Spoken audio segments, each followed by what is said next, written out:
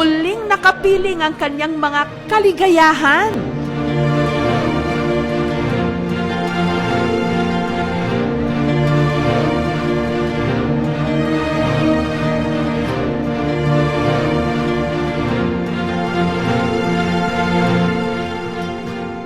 Salamat.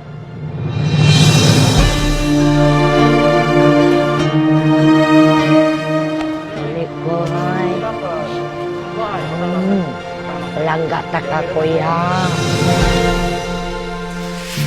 Dito na pinakiusapan ng mga kawani ng MSWD si Nanay Ligaya na pumayag ng lumipat sa shelter kung saan siya mas magiging ligtas. Isa sa direksyon na sinusundan namin ngayon is towards doon sa mga street dwellers na sana darating ang araw nga wala nang iisa sa Cebu na nasa lansangan. Kaya sa kalapot na maayo at kung kanilabot sa panahon.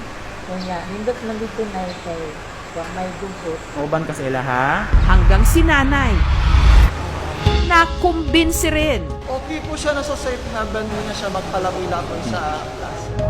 Binigyan din nila si Nanay ng damit, pagkain at vitamins. Salamat. Physically, okay si nanay. Mental state ni nanay, okay naman.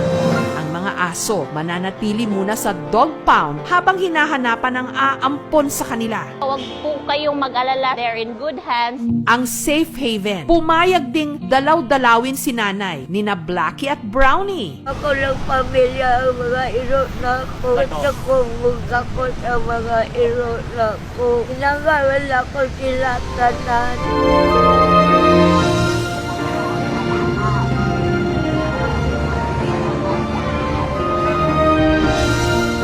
Madalas, kung sino pa ang walang-wala, sila pa ang